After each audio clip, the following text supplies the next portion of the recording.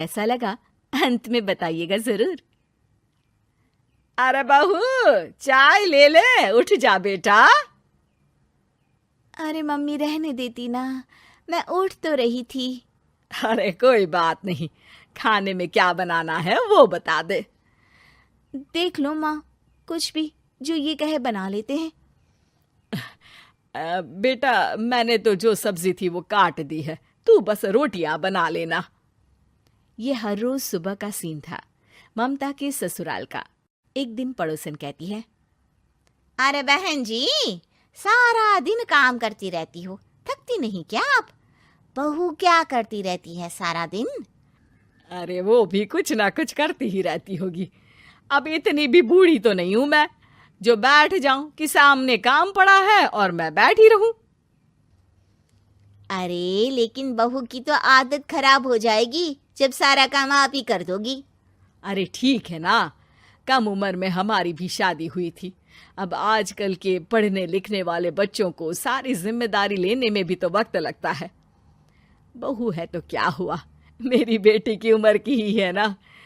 एक उसे भी देख लो, चाय बनाने के सिवा आता ही क्या है। ममता से सारी बात करती है। हाँ, मम्मी जी ही ज्यादा काम करती हैं, इसमें कोई दो राय नहीं है। लेकिन मैं भी क्या करूं, ऑफिस और घर के बीच जो वक्त मिलता है उसी में काम कर लेते हैं, है ना। दिन बीत रहे थे। सास बहू के बीच की बॉन्डिंग अच्छी थी, लेकिन जब बहू माँ बनती है तो जो थोड़ा बहुत काम किया करती थी वो भी छोड़ देती है।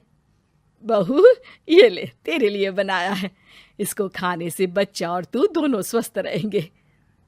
ठीक है माँ जी। माँ जी, वो बच्चे के लिए गद्दे जो सूख रहे हैं ना छत पर, जरा ले आइए ना। तभी वहां पति आ जाता है। अरे माँ रुको, मैं ले आता हूँ, तुम मेरा खाना लगा दो। माँ किचन में चली जाती है। पता है, बगल वाली डॉली है ना, वो लोग हमारी साइड के हैं। उसकी सास ने तो उसकी हड्डियों को मजबूत करने वाले लड्डू बनाए हैं। उसे भी बच्चा हुआ है ना। पता नहीं मम्मी जी क्या पानी सा उबाल कर दे देती है, मैं तो बस वही खा लेती हूँ। अरे तो तुम्हारे साइड बनता है तो तुम अपनी माँ से बोल दो, वो बना देंगी। आहा, माँ की तबीयत ठीक नहीं रहती, तुम जानती हो ना, कैसे बनाएंगी वो। अरे क्या हो गया सासू माँ को? कल तक तो फेसबुक में किटी की फोटो डाल रही थी। अच्छा अच्छा, चुप रहिए। डॉली की सास ने मनाया है, तुम लोगों का भी तो फर्ज बनता है। तभी वहां सास आ जाती है। ये ले बहू, गर्म पानी की बोतल, गर्म पानी पीने से पेट अंदर हो जाएगा। नहीं नहीं माँ जी, गर्म पानी पीने से प्यास नहीं बुझती। अरे पी लेना बेटा। वो बगल वाली डॉली को तो जानती है ना, जो तुम लोगों के साइड की है। तेरे साथ ही उसका भी बच्चा हुआ था।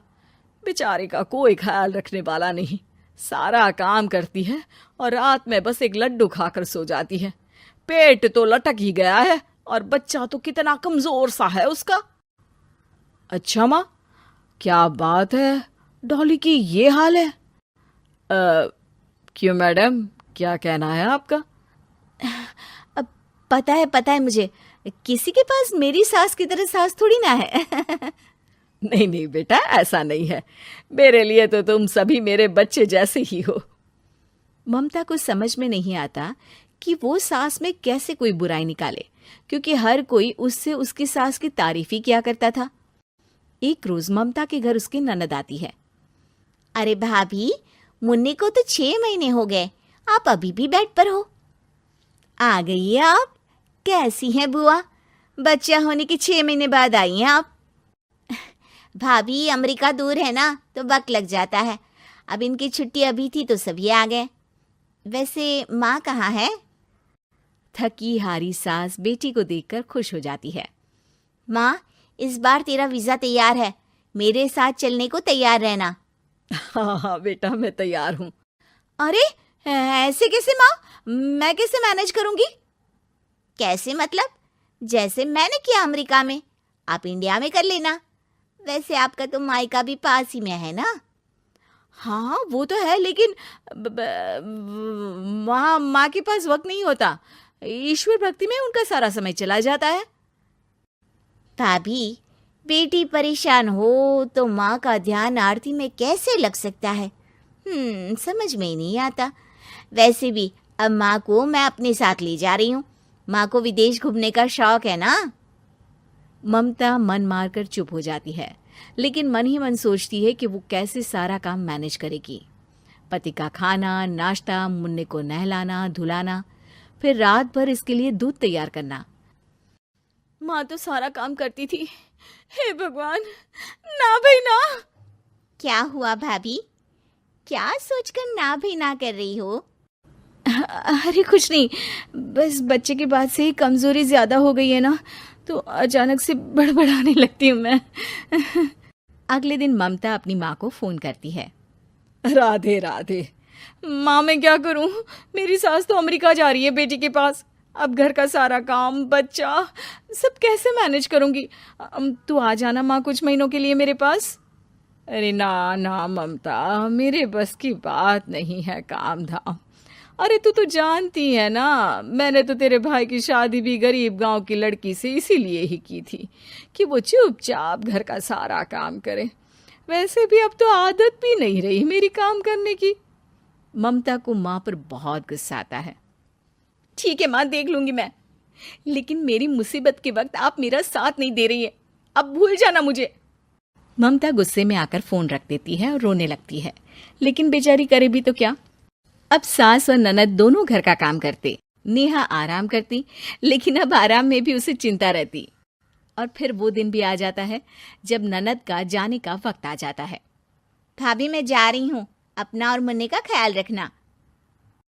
ममता सास को देखती है और गले लगकर रोने लगती है। माँ जल्दी आ जाना। सास मुस्कुराकर कहती है, कहाँ से ममता, मैं कहीं नहीं जा रही। मैंने देखा कि मेरे जाने की बात से ही तू परेशान हो गई थी, इसीलिए मैंने अपना जाना कैंसिल कर दिया है। तू चिंता ना कर, मैं तेरे साथ ही रहूंगी। ममता को अपनी माँ की बात याद आती है कि कैसे उसके कहने पर भी ममता की परेशानी को समझने की बजाय उसने मना कर दिया, जबकि सास ने बिना कुछ कहे बहू की समस्या पढ़ ली। हाँ माँ, हम सब साथ चलेंगे बाद में दीदी के घर अमेरिका। आज से आप रानी बनकर रहना और मुन्ने को देखना। मैं समझ चुकी हूँ कि मेरा फर्ज क्या है।